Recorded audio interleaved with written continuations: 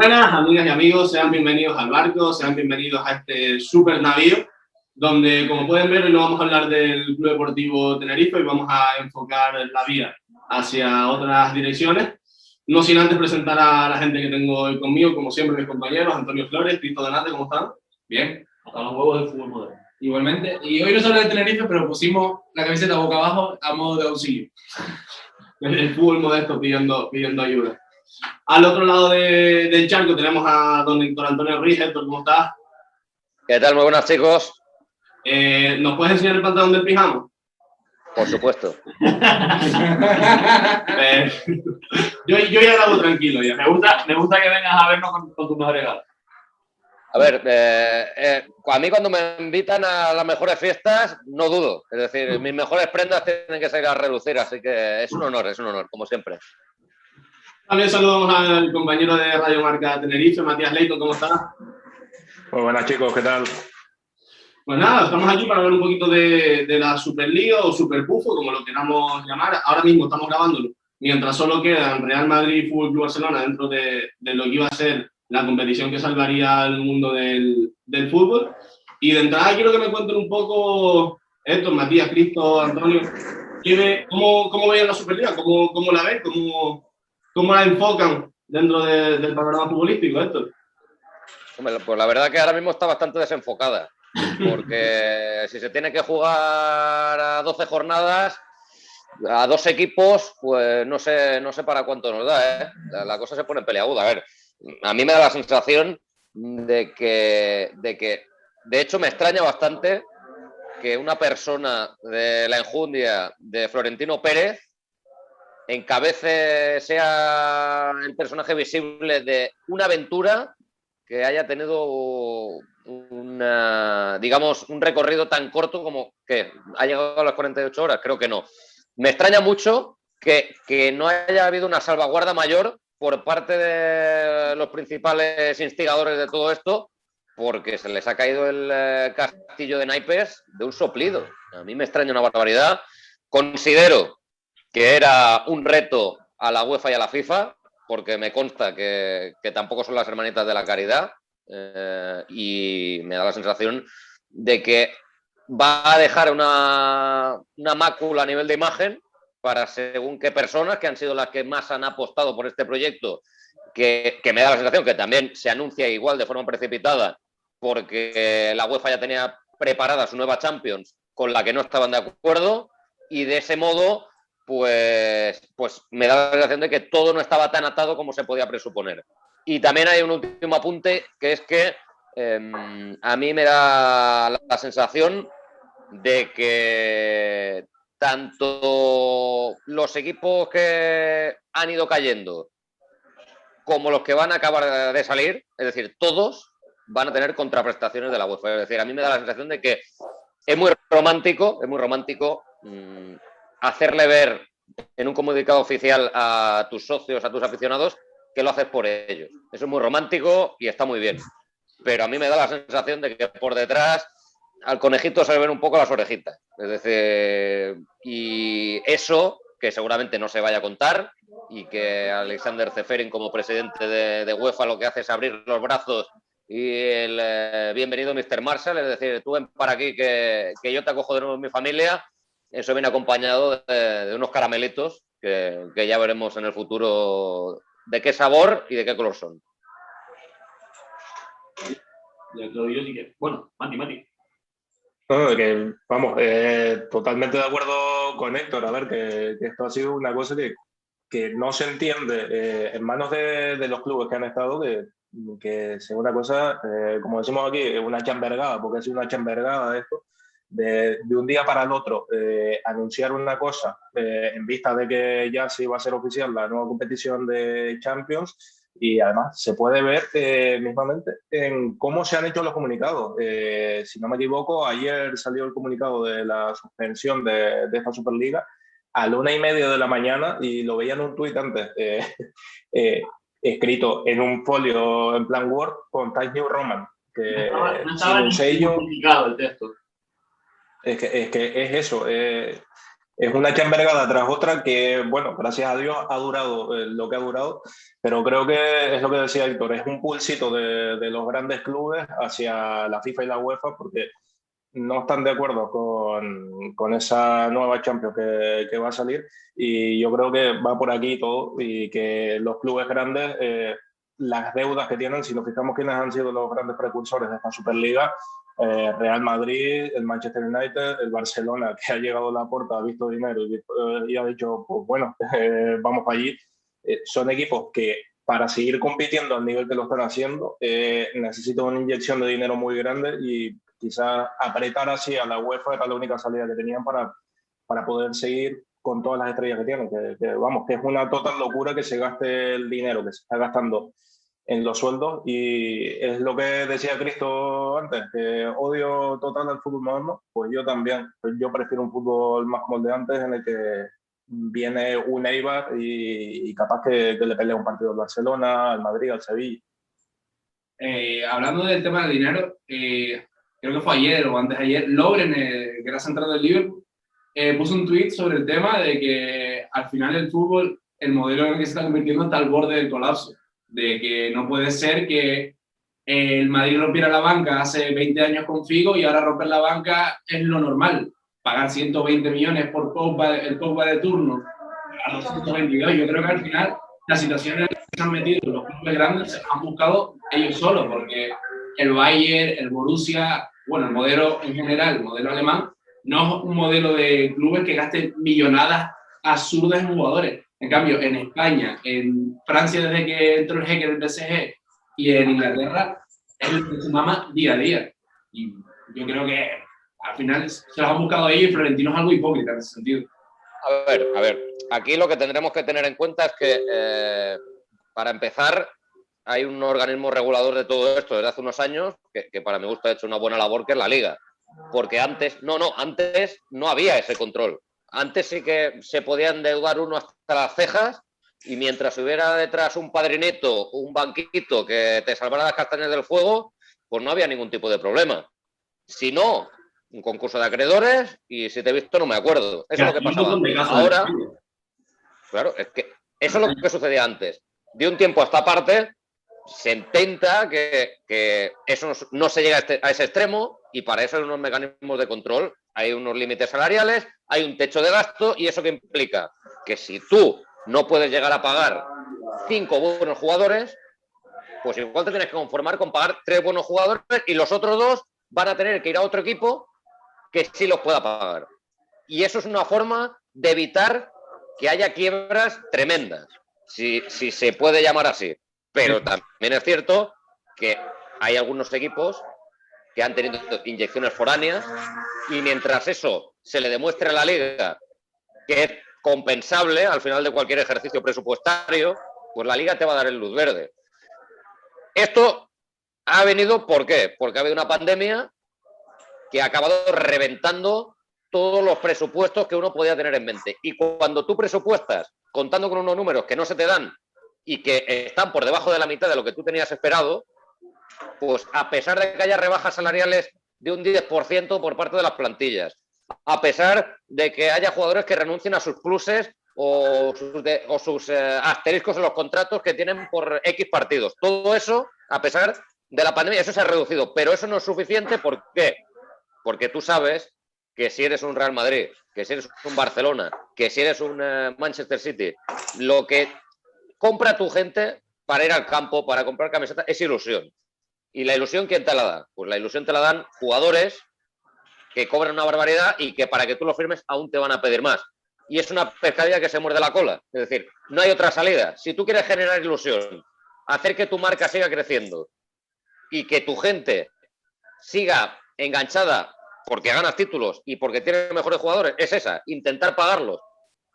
Tú tenías presupuestado algo que a priori te daba para pagar. Llega la pandemia, todo termina y al final pues han intentado huir hacia esa Superliga, habiendo negociado durante un tiempo pues una serie de patrocinios. Se suponía, y lo digo en condicional, que había un operador audiovisual que iba detrás de ellos, es decir, que ya estaba pactada la cifra o las cifras que se iba a repartir en esa competición semicerrada, como dicen ellos, pero es que claro, si se rumorea que es Amazon y Amazon se desmarca y la primera ficha que te baila un poquito va afuera y el gobierno mete mano, todo eso no era presumible, es decir, todo eso no lo podíamos prever que iba a suceder. Entonces, ¿cómo te lanzas a algo que sabes que va a tener una serie de peros, por mucho que tú digas que hay salvaguardas firmadas y demás? ¿Cómo puede ser? O sea, a mí que alguien me lo explique, porque obviamente es un tema de dinero, pura y exclusivamente dinero, y al final lo ha tumbado la gente. Lo ha tumbado la gente que ha visto que esto se les iba de las manos, que ha visto que esto no tenía casi nada que ver con lo que es el deporte, y además la UEFA ha aprovechado ese movimiento social, ha aprovechado ese movimiento popular para gestionarlo un poquito por detrás, para acabar de convencer al que estaba dubitativo y para acabar de desmontar este chiringuito. A ver, el tema es que también la UEFA no puede ir por delante, porque sí es verdad que hasta hace poco Infantino estaba en África para montar una Superliga con los 20 mejores equipos africanos. O sea, es que también está esa idea detrás y la UEFA tiene muchos oscuros detrás. Pero lo que yo no he visto hace muchísimo tiempo es sobre todo la unión en lo que ha sido jugadores, exjugadores, aficionados y demás. Y una de las cosas que a mí me sorprende la verdad, que mucho es el tema de lo que hablaba antes Héctor, que lo encabeza Florentino, que hayan cabezas visibles tan conocidas y que no se tuviera en cuenta, por ejemplo, que en Inglaterra hay una de las normas en las que se permite expulsar equipos que jueguen otras competiciones que no están permitidas ahí en Inglaterra, porque se podía haber echado a los 6 equipos de Premier por jugar la Superliga. O sea, hubo una reunión al día siguiente del anuncio de la Superliga de los 14 equipos que no participaban en la Superliga, así los 6 equipos que supuestamente iban a ir a la Superliga de la Premier, en la que uno de los temas a tratar era la función de los equipos de las competiciones inglesas bueno, eso, hay una especie de ley o de, bueno, no sé, en un acuerdo supongo que será de los estatutos que hay en la Premier en los que se les permite expulsarlos, básicamente. Entonces, tanta precipitación con los mejores equipos del mundo, supuestamente los mejores dirigentes y demás, con cabezas visibles tan importantes y en un cruce en una casi guerra entre la UEFA y estos equipos, que acabe tan de sopetón y en 2 días es lo que puede sorprender más, no sé cómo lo ven ustedes. Yo creo que la clave de todo, a ver, al final el fútbol es un reflejo de la sociedad. Vivimos, o sea, hay un modelo, hay un sistema económico que es el que impera en el mundo, que es el capitalismo, y que es dinero, producción, más dinero, más producción y más dinero. Por eso, actualmente en el fútbol se juegan 300.000 partidos, se juega cada día y medio, sin tener en cuenta la opinión de, al fin y al cabo, los protagonistas del juego, que son los futbolistas. Ha dicho Koeman hace nada en rueda de prensa algo parecido, que le parece una barbaridad la cantidad de partidos que se juegan, que, bueno, en fin. Y esto es una guerra de dinero, y más. No importa ni la afición, ni los jugadores, ni nadie. O sea, es dinero y más dinero. ¿Por qué creen? Pero vamos a ver. Porque están perdiendo dinero y no lo quieren perder, y más. No están perdiendo dinero, no están perdiendo dinero. No llegan a ganar el dinero que ellos creen que podrían ganar si se saltaran algunos filtros que pone la UEFA en función de clasificación en competición europea y demás. Es lo que entienden ellos. Pero la respuesta de Alemania, por ejemplo, ha sido: tú no necesitas ganar más dinero, tú lo que necesitas es reducir costes. Es decir, tú lo que necesitas, o el mundo del fútbol necesita, es darle un valor menor al dinero del que ahora mismo tiene. Que obviamente esto va ligado al sistema en el que vivimos, y tú lo has dicho. Pero también es cierto que la propia Liga ha hecho público un estudio cerrado de cómo ha ido creciendo de forma porcentual el nivel de ingresos de todos los equipos de la primera división y de la segunda división. Y eso te hace ver que ha sido un crecimiento sostenido. Que los grandes clubes entiendan que ese crecimiento no es suficiente. Que los grandes clubes entiendan que ese reparto a ellos les perjudica, porque ya no hay una distancia tan sideral como podría haber, que aún sigue existiendo distancia, pero no es tan sideral como igual podría existir cuando los presupuestos casi no estaban tan regulados o no estaban tan controlados.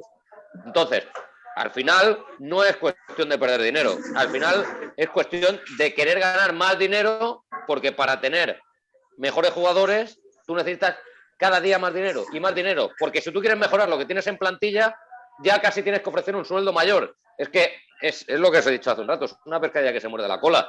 Si tú eres capaz de cambiar esta tendencia, si tú eres capaz de, en tus próximos fichajes, negociar, cosa que va a ser muy difícil, pero salarios, por decir algo, que se ajusten un poco más a la realidad de lo que tú realmente puedes pagar, pues entonces igual podemos invertir un poquito esa dinámica y esa flecha que va casi siempre hacia arriba. Pero también es cierto que para eso hay que tener mucha personalidad y para eso hay que tenerlos, como se dice, bien puestos. Igualmente, yo creo que el tema este de lo que necesitamos es más dinero, y para ver más dinero vamos a jugar los mejores equipos del mundo unos contra otros una vez en semana.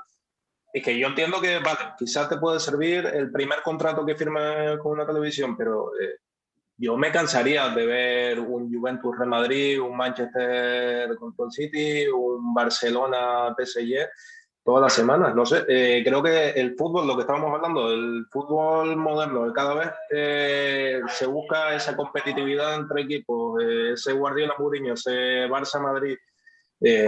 Yo creo que no tiene mucho sentido el verlo como si fuera un Valladolid-Elche, con todo el respeto hacia el Valladolid y el Elche. Creo que son partidos que es eso, que tienes que ver una vez por temporada, que sea algo especial, que te juntes con los colegas a ver el partido, que vayas a un bar a disfrutarlo, que si eres aficionado a ese equipo, pues hagas una buena previa. El tenerlo todas las semanas, es lo que digo, el primer contrato televisivo, sí, va a ser la hostia, pero va a decaer mucho el interés con el paso del tiempo y va a terminar destrozando lo que es el fútbol, lo que conocemos como el fútbol ahora. A ver, uno de los argumentos que se ha utilizado para intentar explicar el porqué de esta Superliga es que la gente joven, y así dicen las audiencias, que ha perdido interés. Es decir, que la gente joven ya es más consumidora del highlight, que no es consumidora de muchos partidos, es decir, solo va a partidos muy específicos, solo va a partidos que generan mucho interés. Bueno, eso se puede medir porque hay estudios para medirlo. También es cierto que ahora ya, cuando tú pagas por algo, pagas casi por un pack. Tú ya no pagas por un partido en exclusiva, tú ya no pagas por el partido de tu equipo, tú pagas y una cuota mensual y tienes una serie de partidos. Pero leía una reflexión esta mañana, que además me parece bastante interesante, y es el papel que se le ha dejado a la televisión en abierto en cuanto al fútbol. Es decir, porque para volver a enganchar o para enganchar a la gente que ahora mismo, pues decía Florentino, que está comprendida entre los 16 y los 24 años, por decir algo. Una franja de edad que da la sensación de que no consume fútbol, que solo quiere ir a jugadas puntuales, que solo busca una serie de contenidos específicos como puedan ser la polémica, como pueda ser el jaleíto. Bueno, y si la televisión en abierto, que ahora mismo ofrece 3 partidos, como son 2 de segunda y 1 de primera, pero nunca con equipos europeos, volviese a agarrar ese protagonismo de aquellos años donde se podía ver un partido de Champions en abierto, un buen partido de Champions en abierto, donde se podía ver uno de los mejores partidos por jornada de la Liga en abierto. Todo eso, al final, veremos si en un espacio corto de tiempo no vuelve a ser casi necesario. No sé si me explico, porque igual es una de las pocas vías que podemos tener para que se vuelva a consumir fútbol a nivel general, porque hay mucha gente que no paga el fútbol de pago, pero sí que consume televisión tradicional. Y hay muchos jóvenes que, aunque sea en el móvil, pues pueden ir al enlace de una televisión en abierto. Es decir, yo creo que ese es un camino que se debería estudiar, y no es porque yo trabaje en televisión en abierto, sino porque considero que sería un valor añadido para intentar enganchar a según qué gente que no consume fútbol de pago, y a partir de ahí pues explorar vías, porque yo entiendo que debe haber vías para no tener que optar por una situación como la que se vende de un escenario tan cerrado, tan particular y tan elitista como el que se nos estaba vendiendo. Yo creo que vender la moto esa de la gente entre 16 y 24 años no consume fútbol por X motivos. El principal motivo por el que la gente entre los 16 y los 24 años no consume fútbol es porque no tiene dinero para pagarlo. Es lo que iba a decir ahora. O sea, que al final o eres estudiante, o vives con tus padres, o llegas a final de mes muy justo. Es que, o sea, es que viven alejados de la realidad socioeconómica hablo en España, no sé cómo son las tarifas en otros países, pero no puedo pagar lo que cuesta el paquete de fútbol de Movistar Plus. O sea, a ver, podría, pero hombre, me gusta comer. No, o sea, es que lo hablábamos, ¿Qué dices? Comer está sobrevalorado, ¿eh? Totalmente. es lo que hablábamos antes aquí entre nosotros tres. O sea, nosotros nos hemos criado, hemos crecido viendo los partidos en abiertos en la sexta, viendo el directo gol, viendo minutos de resultado, claro. Hemos crecido en una sociedad en la que el fútbol era más abierto, era más fácil acceder a él, y ahora estamos en uno en el que maneja tanto el dinero el fútbol que se ha alejado muchísimo de lo que es la gente, de lo que es el aficionado común. Los partidos de segunda antes no eran ni en privada. Los partidos de segunda yo me acuerdo de verlos aquí en Televisión Canaria. Ya eso no pasa. O sea, Televisión Canaria, en Marca TV, pues había me varias acuerdo de opciones ver para partidos del Tenerife en Canal 4 de aquí de Tenerife. Así que, vamos, imagínense lo que era antes. Y es lo que dicen. No es que la juventud se está alejando del fútbol, sino que eso, que no hay posibilidades de verlo. Lo decía Antonio, es que minuto y resultado, que no tenías ni imágenes de los partidos, que eran 4 notas diciendo lo que pasaba en el partido, y yo que soy un enfermo del fútbol, pues yo estaba enganchado a ver minuto y resultado todos los domingos por la tarde, fijo viendo. Y eso, pues ya no está.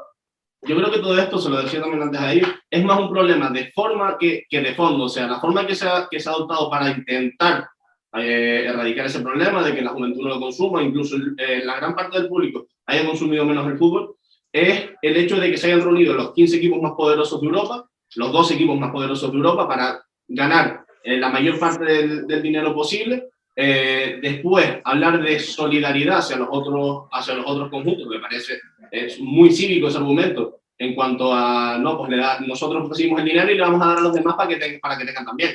O sea, no. Pero le vamos a dar, no.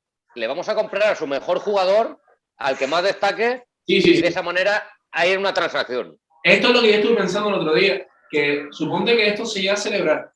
Lo que habría pasado es que los equipos como Madrid o Barça tendrían que haber ampliado plantilla, porque no es lo mismo jugar un partido de Champions cada 2 semanas que jugar Superliga todas las semanas. ¿Qué hubiera pasado? Que Madrid y Barça tendría su equipo de Galáctico y el Atleti y todo esto, su equipo de Galáctico para la Superliga, y lo que acabaría pasando es que llegarían al Levante, le comprarían a Campaña de turno, llegarían al Bilbao, comprarían a Yeray y comprarían a Íñigo Martínez para jugar solo en la Liga. Lo que pasaría es que al final los 3 equipos que están por debajo de Madrid y Barça tendrían equipos del barrio, no tendrían equipos directamente porque estarían todos jugando Liga con Atlético de Madrid, Real Madrid y Barcelona. Y los equipos más pequeños no tendrían manera de competir ninguna. Es lo que pasa, por ejemplo, en Brasil. En Brasil te ves a San Pablo, a Santos, a los equipos grandes, con plantillas de 40 y pico jugadores, que vale, que en la Libertadores los ves a todos los guays y tienen un equipazo, pero después te vas al Paulista, te vas al Brasileirao, te vas a cualquiera de estos torneos locales, y es que juego yo de titular en esos partidos. Eso es lo que no tiene sentido, lo que no me gusta a mí del fútbol brasileño, y lo que no me gustaría que pasara aquí, es que es eso. Salir a jugar contra el Levante con cualquiera, pues no estaría bien. Y para los de esos equipos pequeños, que coño, aquí cuando estábamos en primera llenábamos el Heliodoro contra el Barça y contra el Madrid para ver al Cristiano y al Messi de turno, que eso también es otra de las cosas, equipos pequeños. Eso es otra de las cosas importantes. Porque si no hubiese adulterar la competición. No, si hubiese público en los estadios, si hubiera habido público en los estadios, vamos, yo creo que esto no se precipita como se ha precipitado. Es decir, obviamente todo es consecuencia de esta pandemia y de este parón, esta congelación económica que ha habido, que aquí no nos vamos a engañar. Aquí lo que mueve este negocio es que el dinero se mueva. Más allá de generar dinero, es que el dinero se mueva, que no esté parado. O sea, y entonces esto lo ha parado, se ha dejado de generar, se ha dejado de crear, pero si hubiera habido público en los estadios, esto que es una idea que ya ronda por la cabeza de los mandamases del fútbol europeo, de los principales clubes, de un tiempo a esta parte, es decir, darle esquinazo de algún modo a la UEFA y ir por su cuenta, porque entienden que, insisto, que la UEFA casi que les hace pagar unos aranceles por formar parte de su colectivo. Si hubiese público, esto es que yo creo que ni nace. Es decir, no hay ni una propuesta como tal porque a la mínima que ese rumor se extienda, la gente, y ya puedes haber visto, en Inglaterra porque son de una especie casi distinta, pero pero es que a la entrada de los campos, dentro de los campos, es decir, hubiese habido un movimiento tan asfixiante sobre los propietarios que hubiese sido casi imposible ni siquiera que viera la luz. Por eso, dentro de lo que cabe, pues tenemos que valorar que haya puesto la gente también su granito de arena, que haya habido ese movimiento, llámale social, en las calles donde se haya podido, o sea virtual, o sea telemático, o sea como sea, pero ha habido un movimiento de jugadores, hinchada, que ha generado una corriente contraria y que ha hecho que, para que se me entienda la metáfora, pues los esclavos que construían las pirámides hayan cogido al faraón, lo hayan mirado a la carita y le ha dicho: yo no pongo aquí una tochana más hasta que tú no me garantices que va a ser a mi modo. Yo creo que la gran noticia que deja todo esto es que, aunque quienes mueven los hilos del fútbol y quienes manejan el dinero son, pues, los grandes clubes, la UEFA y demás, al final quienes de verdad tienen el poder y quienes han demostrado que tienen el poder son los aficionados y los futbolistas, porque al fin y al cabo los futbolistas también se han levantado contra la Superliga porque no la querían jugar. Y es que lo que me sorprende es que se haya tomado la decisión también de, por parte de estos 12 clubes, de vamos a jugar esta Superliga, y por lo que se ve, nadie le ha preguntado a los futbolistas de esos clubes si querían participar en esa competición. Y lo que estamos viendo a través de comunicados y demás, excepto de los equipos españoles, que ninguno se ha pronunciado al respecto, ni futbolistas, ni equipos, ni nadie, no nos vamos a sorprender tampoco, pero bueno, es que los futbolistas no querían participar en esta competición. Han sido valientes. Se ha aprovechado la coyuntura que ha habido con el tema del COVID y demás, porque, bueno, salía el Lendoiro hace unos días hablando de esto también, que en 2001, 2002 ya se hablaba de esta Superliga, el Depor estaba dentro de esa Superliga, porque en ese momento era el Super Depor, y que de allí para hoy se ha aprovechado la coyuntura de que no hay gente en los estadios, de que hay un problema muy grave económicamente, y también, no sé cómo lo ven ustedes, pero un poco de miedo en lo que compete a que en todas las ligas, si nos fijamos, están en puestos de Champions en la Premier, tenemos al West Ham y al Leicester, el Leicester no es nuevo. En España tenemos al Sevilla, que daba 6 puntos del Atlético a principio de jornada y estaba metido en la pelea. Aunque no hayan equipos alemanes y franceses, tenemos al Lille primero en Francia, en Alemania están descendiendo equipos como el Schalke, que han sido grandes, que se han pasado por Europa y demás. En Italia vemos al Atalanta, vemos al Sassuolo. O sea, es un poquito de miedo también a que ya no es este poder superlativo en las ligas que tenían todos los equipos grandes y que ahora ya se compite un poco más, que eso ayuda también a que el público lo siga. No, yo tenía que decir una cosa sobre el tema del público, y es que es verdad que el público ha salido a la calle, pero yo creo que indirectamente los clubes están matando a las aficiones. Aquí, por ejemplo, voy a hablar de lo que más me toca a mí de cerca. Yo no me puedo permitir pagar 25 euros por ir a ver espérate, que acaba de sacar un anuncio y tal vez nos moleste un poco. Volviendo al tema, que al menos a mí, que me toca de cerca con el Tenerife, yo no me puedo permitir, como pibe de 24 años que soy, ir al Heliodoro y pagar una entrada de 25 euros por sentarme en San Sebastián o sentarme en Popular y pagar 13. Yo creo que ahí es donde debería empezar a meter mano a la liga y decir: oye, como en Alemania, creo que pasa que no hay entradas más caras de 15 euros. El fútbol es el deporte del pueblo, el deporte de que todos hemos practicado en la playa, es un deporte que puedes practicar en cualquier lado y que nos están privatizando los clubes, todos los clubes de Europa, de verlo, solo por el dinero y el dinero. Y me parece un movimiento muy egoísta. Y lo comparan mucho con el modelo americano de: no, es que queremos el espectáculo.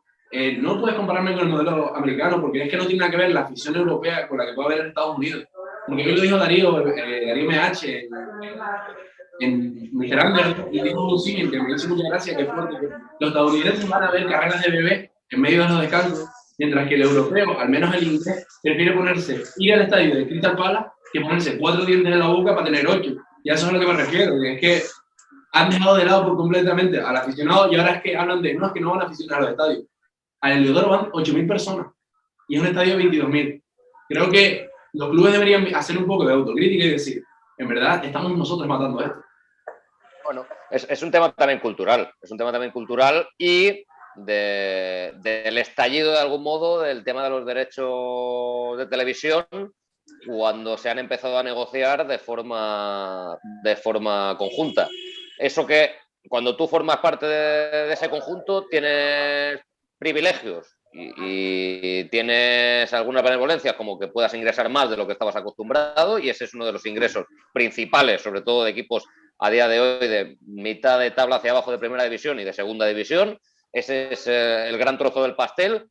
A partir de ahí, lo demás, y en eso sí que estoy de acuerdo contigo, igual se podría cuidar un poquito más. Es decir, se podría cuidar un poquito más, como el tema de igual podrías estar llenando tu estadio cada 15 días si el precio de la entrada pues fuera más económico. También te digo que en la Premier prácticamente nunca hay un asiento vacío. Y en la Premier las entradas tampoco son baratas, ¿eh? Pero es que la cultura es diferente. Correcto. La cultura es muy diferente en Inglaterra, que te ponen 100 euros y si no comes, pues no como por ir. Y aquí que es un eso no tema... Sí, eso, que es un tema cultural, pero cada uno tiene que entender un poquito el contexto en el que vive su equipo, y la competición tiene que entender en el contexto en el que viven sus equipos y cómo es la sociedad española para este tipo de cosas. Entonces, como, insisto, casi tienen garantizado un trozo de pastel gordo con el tema de los derechos deportivos y televisivos, yo trabajo para una de las compañías que a ello se dedica.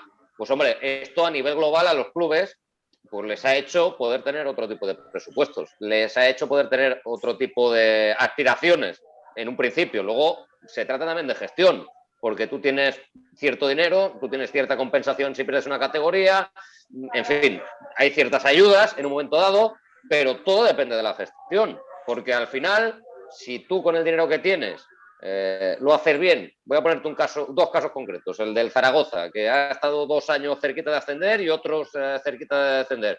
Es que eso es un tema de gestión deportiva, porque tú igual aciertas en los delanteros y te van a cobrar lo mismo o menos. Caso de Luis Suárez, que venía en una cesión el año pasado, y este año pues vas a por otro perfil de delantero que consideras que te va a ayudar y tal, y no te hacen un gol. Entonces eso ya es gestión. Al Depor, pues el Depor estuvo hace 2 años a punto de subir a primera división, no lo hizo por un gol.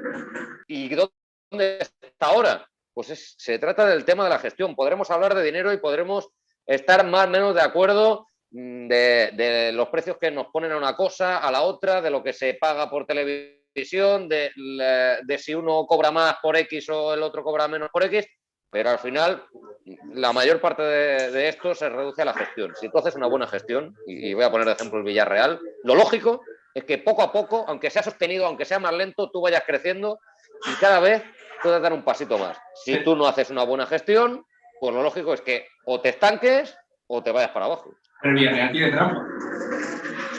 ¿Por qué? Porque está la familia que está metida dentro del Villarreal, o sea, es más fácil salir así. Es como cuando el Granadilla, en mi pueblo, lo manejaba un supermercado enorme y subió a tercera, jugó el playoff de ascenso. Escúchame, la trampa como tal, a mí no me lo parece desde el punto que te decía hace un rato. Ahora hay un control financiero, ahora hay un control económico, ahora no te van a permitir acabar en números rojos o deberle a Hacienda más de un X, que ya está estipulado y que está pactado que tienes que devolver en un tiempo limitado. Eso no va a pasar. Yo te hablo de gestión en cuanto a que, sabiendo cuáles son tus recursos, sabiendo cuáles son tus limitaciones económicas, utilices el dinero de buena manera. Y si tú utilizas el dinero... Esa es la gran diferencia, que utilices el dinero bien o mal. Es que yo creo que esa es la principal diferencia, más allá de las cantidades que pueden ayudar, pero al final es mucho también de olfato, de gente que sepa cómo dirigir un proyecto y hacerlo crecer. Pero igualmente, con el tema del Villarreal, si me lo permite, que yo no veo que la familia Roig tampoco esté metiendo paladas de dinero. Recuerdo hace no más de 10 años, el Villarreal en puestos de descenso, un equipo que venía de jugar una semifinal de Champions. Yo no vi que en invierno hicieran fichajes de relumbrón ni tiraban de chequera. Tuvieron que descendieron y a partir de ahí se hizo un proyecto sólido como es el que tienen actualmente. No creo que podamos decir que está dopado el Villarreal. Pero hay un caso curioso que es en segunda división, que es el Almería, que llega, lo compra un jeque, nada más llegar, compran a Arvin Apia, quitándose el Manchester United, pagando el fichaje más caro de la historia de segunda, con Darwin Núñez más de lo mismo y vendiéndolo por 30 millones ahora. Eso sí es un tanto adulterado, pese a que haya control. Eso sí. ¿Tú crees que alguien se va a meter en algo esperando perder dinero? ¿De verdad? No, en absoluto, pero sí tiene que estar en la liga para regular eso. Pero te digo yo que la liga eso lo regula, es decir, tú te puedes parecer mal, por decirte algo, que un jeque haya decidido la Almería en lugar de otro equipo, vale, perfecto, pero la liga te lo regula, o sea, al jeque no le van a permitir inyectar cantidades ingentes de dinero y pasarse todo por el forro. Yo entiendo. No, pero de entrada sí le meten dinero. Al llegar, el presupuesto de la Almería sube una burrada y ficha jugadores que para segunda división no son. Aunque, hombre, son para segunda porque, o sea, a la vista de los resultados está. El Almería no está líder destacado sin perder ningún partido. O sea, el Almería ha fichado buenos jugadores para segunda división. Pero Cristo, permíteme que te discuta eso. El Almería ficha ahora en invierno, aprovechando que Víctor está con la camiseta del Torino, le quita un fichaje al Torino que es Brian Rodríguez. No creo. Después, como esté jugando, es otra cosa, pero no me parece a mí que son fichajes de segunda división, ¿no? Pero depende. Al final... Eso es por la segunda división que tenemos en España, que estamos acostumbrados básicamente a la penuria. Y a que no haya un duro y a que el 99% de los fichajes sean a coste cero, sesiones. Porque mira, hacerme caso un momento, yo lo voy a decir. La segunda inglesa le quite un jugador al Torino. De hecho, lo normal es que muchos jugadores prefieren ir a la segunda división inglesa que al Torino. Eso es puro negocio. Es por lo que has dicho. Es puro negocio porque a la gente, a los clubes, a los representantes, a los jugadores, les interesa que el dinero se mueva. Muchas de esas transacciones es porque les interesa que el dinero se mueva. Si hay un club, y yo no quiero volver al mismo caso, pero que trabaja bien su cantera, por ejemplo, el Málaga. ¿Cuántos jugadores del Málaga, de la cantera, están en el primer equipo? ¿Con qué rendimiento? Si tú, en un momento dado, consigues vender a uno, consigues vender a dos, que obviamente esto es parte del negocio, que esto, como bien dijo Florentino, es una pirámide. Más allá de cómo caigan las migajas de un lado para otro, es una pirámide. Si tú dices, voy a ser un club que me nutra de canteranos, que los trabaje bien, que tenga una buena cantera, que cuando lleguen al primer equipo le voy a dar confianza. Y a partir de ahí va a ser mi modo de subsistencia hasta que yo pueda alcanzar otro tipo de estatus. Eso es una gestión. Eso es una manera de observar cómo es tu realidad y dónde quieres llegar y cómo puedes crecer. Eso es una posibilidad. La otra es irte y decimos de la Almería que le ha quitado un jugador a otro. Para mi gusto, esto ya es una cuestión personal. Dos de los mejores jugadores que ha firmado la Almería los ha ido a buscar a Portugal, que no estaban jugando, que son jóvenes, que son Joao Carballo y Samu Costa, y que cualquier otro club de la categoría, por lo que están cobrando, podría haber ido y tenerlos. Entonces, ya no solo es dinero. Que obviamente pueda quitarle un jugador al Torino porque tiene más músculo económico, perfecto. Siempre que esté regulado, perfecto. Pero luego hay muchas maneras también de explicar esta historia. Os lo digo, o sea, si tú tienes una buena... Y luego el puntito de fortuna. Porque tú puedes pensar que un jugador va a rendir muy bien en un sitio, que le quitas a un jugadorazo a otro, y por ejemplo, en el caso de Brian Rodríguez, a mí me da la sensación, es un gusto particular también, por lo que le he visto, es que igual está jugando y le está quitando minutos a otro jugador que ya estaba, porque es Brian Rodríguez. No sé si me explico. Porque ahí hay una apuesta importante de club. Pero también hay que ver cómo enfocamos el trabajo de cantera y dependiendo de cómo, porque el Málaga saca jugadores para de la cantera, porque la gestión de Altani es malísima. Y tiene problemas económicos por un tubo. Igual que cuando la Unión Deportiva Las Palmas bajó a segunda B, el trabajo de cantera que hizo fue brutal, le acompañó en segundo, subió a primera, después volvió a olvidarse la cantera y volvió a bajar. O sea, no es lo mismo eso que a lo mejor el trabajo de la Real Sociedad, que acaba de ganar una Copa del Rey con Imanol, que está luchando, que está peleando, que está jugando muy bien, y tiene muchos jugadores de cantera. Son dos prototipos de lo que es sacar jugadores de cantera distintos. O sea, unos por necesidad y otros por filosofía. En España, en general, las apuestas por la cantera suelen tener más que ver con la falta de recursos económicos, o sea, con la época de vacas flacas. Algunos equipos que sí es verdad que tienen esa filosofía, pero, a ver, por ejemplo, el Barça siempre se ha hablado de la Masía, ¿verdad? Pero al final el Barça, cuando ha tenido dinero, ha gastado porque es lo que hay. Y ahora que está en un momento malo, pues sí, pues ha salido Araujo, ha salido Ansu, ha salido Ilai, pero ha salido porque el Barça es duro y porque está en un momento... Bueno, que está claro. Claro. Que al final, cuando tú estás en la élite y tú te puedes permitir según qué cosas... Es que sabe mal decirlo, pero si tú haces un fichaje de un montante alto, pues va, el dinero que pasa de un club para otro. El dinero que se va para el representante, la comisión que va para el que acompaña al jugador del aeropuerto al taxi, la comisión que, pues si eso lo sabéis vosotros y lo sé yo, que cuando estás ahí te mueves en esas cifras, pues es puro negocio, o sea, ya cerramos el plano deportivo y es puro negocio. No, sí, de eso se trata también la Superliga. Todo el tema de la Superliga no tiene nada que ver con lo deportivo, nada. Eso es. A partir de ahí, tenemos que entender, o tendríamos que explicar, que si estamos viendo que hay ejemplos de clubes que bien sea por filosofía, caso por ejemplo del Español, lo del Málaga, que en un momento dado llega un jeque, se le va un poco la cabeza y el Málaga obviamente vivió unos años extraordinarios, o el Depor con Lendoiro cuando hubo allí dinero y hubo un equipazo tremendo, que sí, que lo disfruta.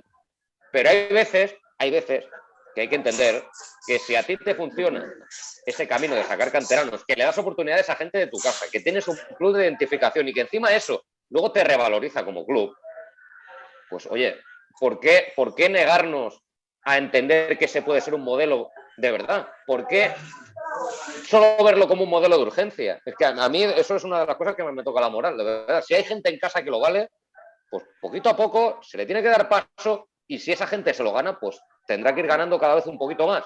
Pero es algo que está montado así el negocio. Si es que podríamos hacer un debate completamente diferente poniendo una raya en la mitad y separar lo que es el deporte del negocio, porque sinceramente es que no tiene mucho que ver. Héctor, con respecto a eso de la cantera, si puedes venir a explicárselo a un amigo que tenemos nosotros por aquí, te lo agradecemos. ¿A quién? Ponme nombre y apellidos, a ver. Miguel se llama. Ah, vale. ¿Y quieres que...? ¿Pero cómo lo quieres? ¿Lo tengo que hacer en persona o lo llamo luego? Nada, con un PowerPoint va bien. ¿Pasa por aquí? No, en un PowerPoint no, yo creo que en paloma mensajera. No seáis malos, que además os ha quedado un logo de centenario. Sí. Voy a abrir un melón sobre el tema de las canteras, así, sé que me voy a dejar un poco de la Superliga, pero a mí por lo menos me chirría muchísimo que hayan filiales en categorías como segunda B, y aquí no se hace nada.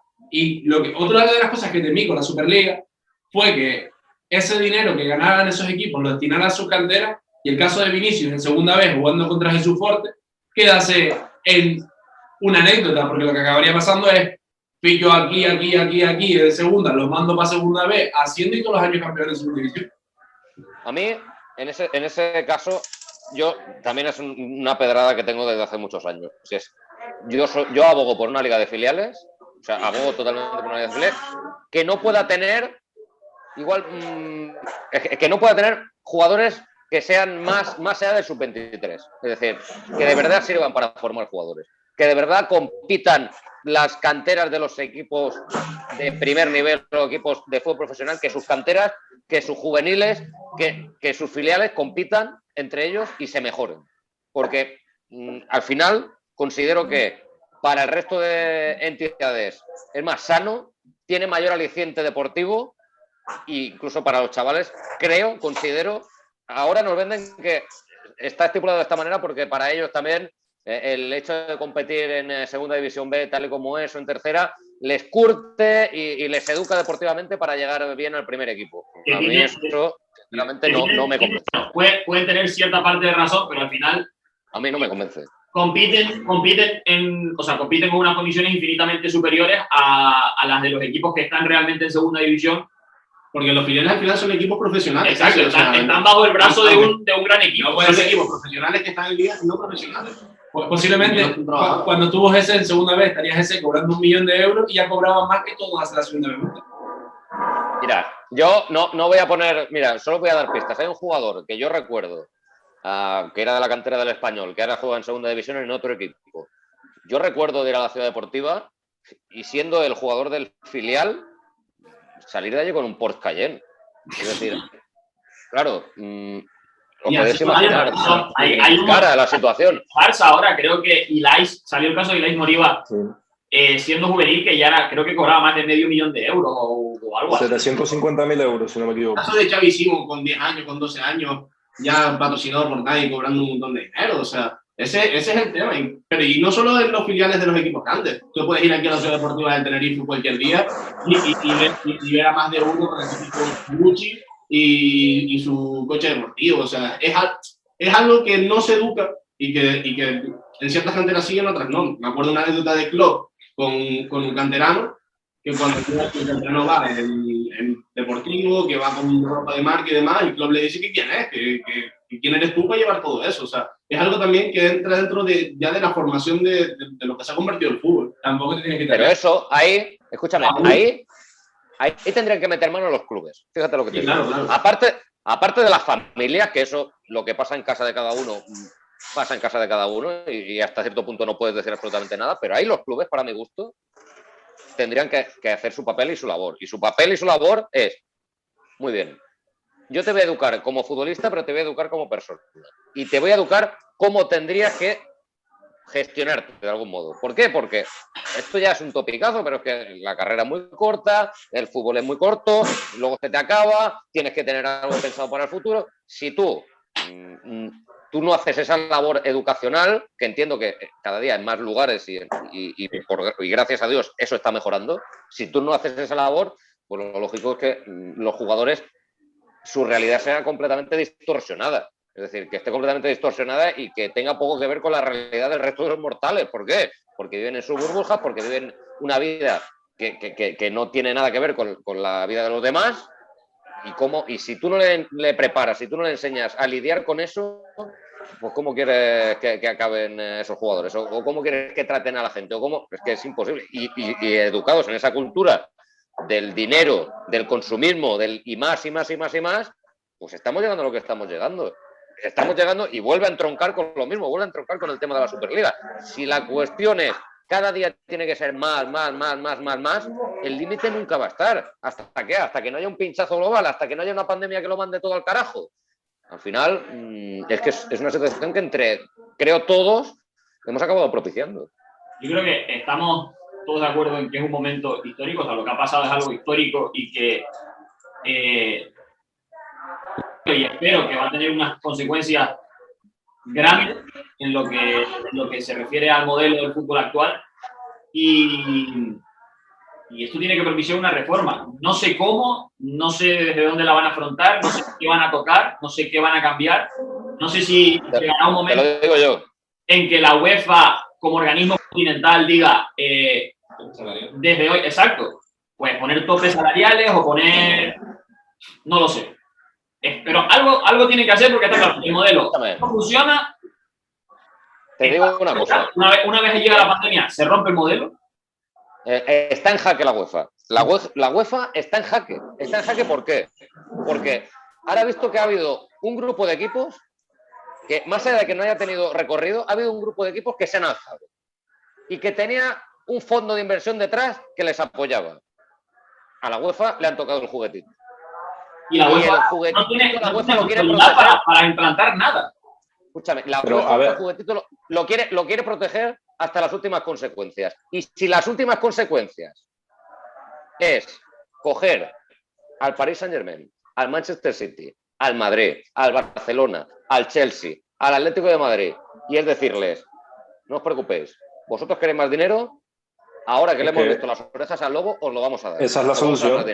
Vosotros queréis que nos toquemos las narices con el tema del límite salarial, vosotros queréis que nos toquemos las narices con el tema del fair play financiero.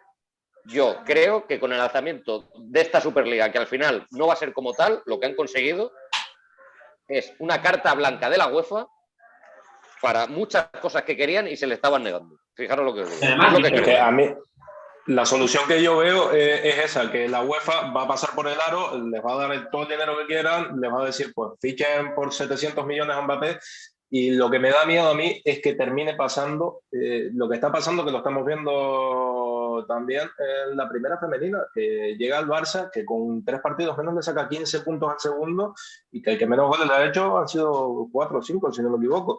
Eso es lo que me da miedo a mí, porque ahí sí que perdería totalmente el interés del fútbol. Yo creo que eso es algo que ha pasado, que viene pasando ya con los años, y es que decía Miguel Quintana ayer en su directo, creo que fue en la he visto mucho directo estos días y no tengo llegado.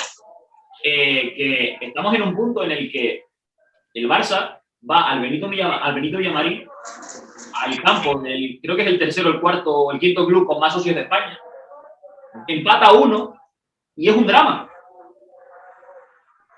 Cuando debería ser lo medianamente lógico que tú vayas, siendo el segundo o el primer equipo de España, al campo del cuarto y te compitas el partido y puedas perder el partido.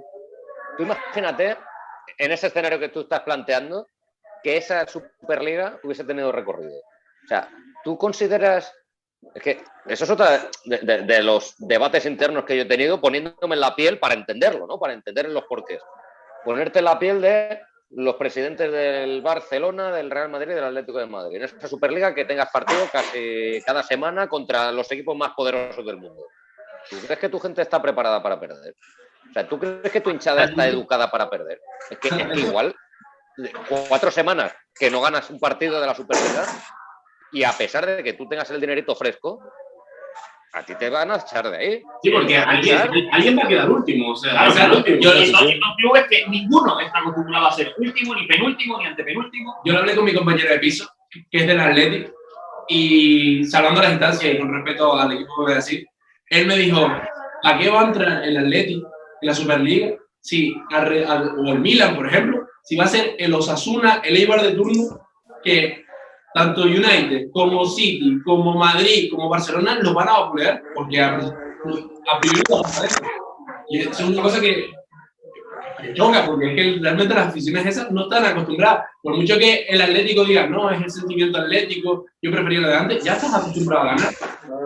Ya las cosas han cambiado, ya no es el Atlético que hace 10 años que tuvo que vender el club porque no sé qué, y después resurgió, ya no, ya eso cambió, ya es un equipo ganador.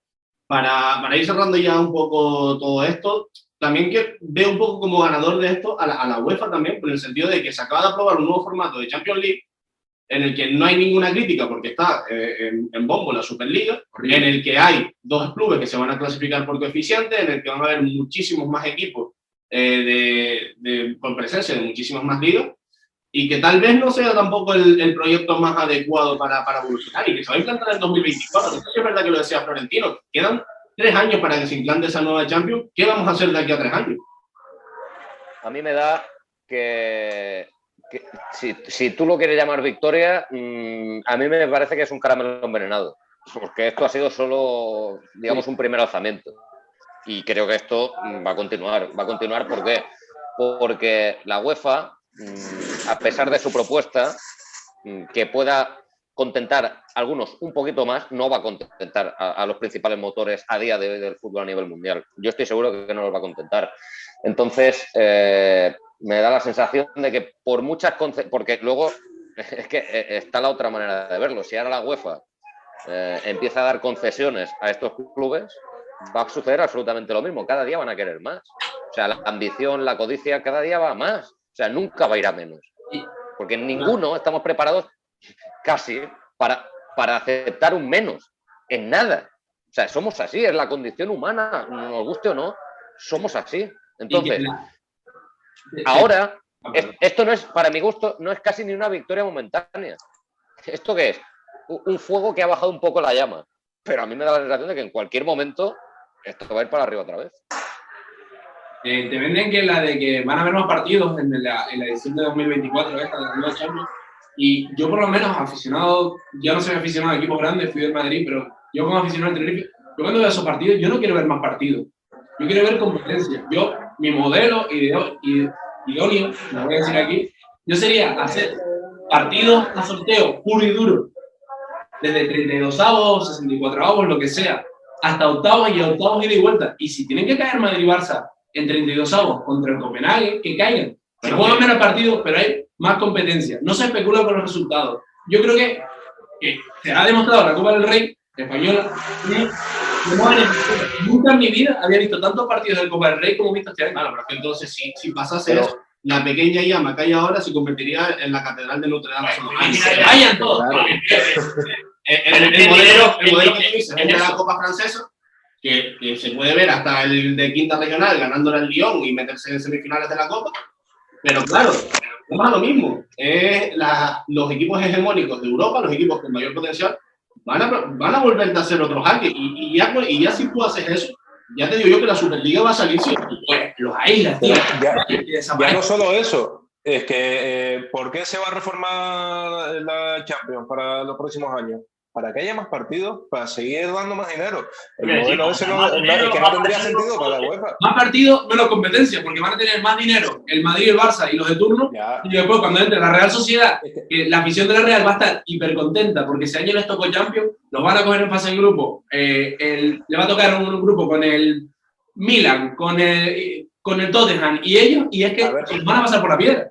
Sí, yo estoy de acuerdo contigo de que eso más competitividad mejor, pero aquí es lo que decía Héctor, no manda el fútbol, manda el dinero, y es lo que va a pasar dentro de 3 años cuando se haga la nueva Champions esta, que va a llegar el City con 300 millones de euros más por temporada, va a coger al Slavia de Praga en grupos y le va a hacer 17 goles. Eso a mí no me interesa, pero a la UEFA, mientras paguemos el abonado de Movistar, mientras se llenan los estadios, va a seguir interesando. Es que es eso, manda el dinero, no el fútbol. Si mandara el fútbol, vamos, habrían coches voladores, sería todo fantástico, pero manda el dinero. Bueno, yo creo que para cerrar, tal y como que lo veo, ganadores, creo que no hay. Pero si acaso, creo que quien sale beneficiado de todo esto, y la cabeza visible es el Bayern, que lo tenemos ahí, del PSG.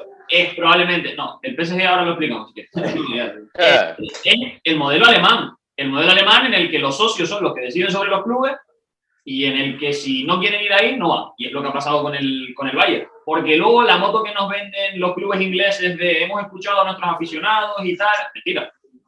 Mentira. Cuando vas a estar viendo el Borgo, mentira, te iban a echar de la Premier y del culazo. El tema del PSG es todos los intereses que tiene Qatar con el Mundial, con la UEFA, con la FIFA, y con la UEFA. Con la contratación de los derechos, claro. Pero al final, quien no entiende, quien no sabe todo eso, desde fuera y dice, mira, el PSG aboga por el fútbol. No sé. Pertenece indirectamente, creo que a Bein Sport, no sé si lo escuché hoy, y Bein Sport tiene la Champions, así que al PSG no le interesa irse a la Champions, seamos realistas. A ver, al final, aquí al que de verdad creo que se le tiene que dar valor es al jugador del equipo inglés que sabe que su equipo ha firmado para estar en esa Superliga y antes de que haya ningún pronunciamiento oficial tiene las narices de salir y decir lo que piensa. Milner y Henderson. A mí, por ejemplo, Milner, el primero, porque además lo coge en caliente, lo coge en una zona mixta y lo coge diciendo la verdad, lo que le sale del corazón. 11 como él, o sea, 11 soldados. A mí, ese es el que me parece que sale reforzado de toda esta historia. Los que no hayan querido participar de la Superliga, pues oye, cada uno puede tener un motivo diferente, ¿eh? Eso también os lo digo. No todo el mundo dice que no por el mismo motivo. A partir de ahí, también te digo que si esta Superliga hubiese ido hacia adelante, hubiese funcionado, les hubiese dado los réditos esperados a los equipos miembros y fundadores, yo te digo que el Bayern de Múnich, el Paris Saint-Germain y mi tía en bicicleta iban detrás y se metían para adentro. Eso también lo tengo. El Oporto dijo que no, y esto también lo escuché en Mr. Underdog, que dijo que no iba a ir, y no sé si fue Miguel Quintana, Alberto Llobo o Darío que dijeron, claro, el Oporto dice que no ahora porque está todo el mundo diciendo que no, pero al Oporto llegan y le dicen, mira, vas a tener Dodragao 2.0. Y el Oporto no es tonto, el Oporto está en la Liga Portuguesa y va a decir, gano más ahí que estando aquí, que todos los años y campeón. Escúchame un segundo. Te voy a poner en un estudio de caso. Llega la Superliga, llega Florentino, que veranea cada año en Santa Cruz de Tenerife, que es un enamorado de las Teresitas, y dice, es que yo le tengo mucho cariño a esa tierra. ¿Queréis participar en la Superliga? ¿El Tenerife va a decir que no? No, claro. Imagínate que le da por invitar a un equipo. El aficionado del Tenerife le dicen, no, es que el Tenerife va a jugar con Haaland en punta. Va a jugar con Haaland y con Etienne. Mira, un canterano y con Haaland. El aficionado del Tenerife va a decir que no. Os veo mucho tocando la barbita, os veo mirando. ¿Va a decir que no? Yo, no, obviamente, por sentimiento y por lo que significa ese escudo, yo lo siento, pero para mí vale más mi afición y lo que significa el Club Deportivo Tenerife, y considero que no hay nada por encima del escudo. Ni el dinero, ni nada. No, pero si yo no te estoy diciendo que no haya nada por encima del escudo. Yo te estoy diciendo si tú tendrías... Yo diría que sí, yo diría que no. Yo no quiero eso. No, pero no eso. O sea, tú no tienes que mirar tú tendrías que mirar a los demás, por respeto a los demás equipos, lo que tú entenderías, pues, dices, no, el Tenerife va a esa competición cerrada y va a poder fichar a este tío, a este tío, a este tío, y va a optar por jugar en los mejores campos del mundo y va a cobrar y cada año va a poder fichar buenos jugadores. Yo creo que la tentación es muy grande, ¿eh? Sí, no, a ver, el Tenerife diría para adelante y el aficionado medio diría que para adelante, pero yo te digo, de mi corazón, yo prefiero sufrir, o ya sea en primera o en segunda, que venderme, porque creo que eso es prostituirse y eso se lo deja a los grandes. A ver, habría enfrentamientos de intereses entre los aficionados seguramente, y habría muchos que dirían que sí, muchos que dirían que no, pero eso pasaría con cualquier equipo pequeño. O sea, el problema ya radica en que si quieres hacer a los grandes más grandes, el fútbol sí desaparece. Entonces, ahí tenemos el mayor problema, creo yo. Y nada, con esto y un bizcocho, les agradezco un montón que hayan estado por aquí, Héctor, Matías. Siempre es un placer hablar con ustedes, sobre todo cuando van en pijamas y tan sexy con ese escote. Y nada, gracias a todos por escucharnos un día más. Espero que les haya gustado el programa. Un saludito a todos, esperemos que Tenerife nos dé alguna alegría y que el Super Pufo o la Superliga veremos cómo acaba. Adiós. Like, suscribirse y campanita. Chao.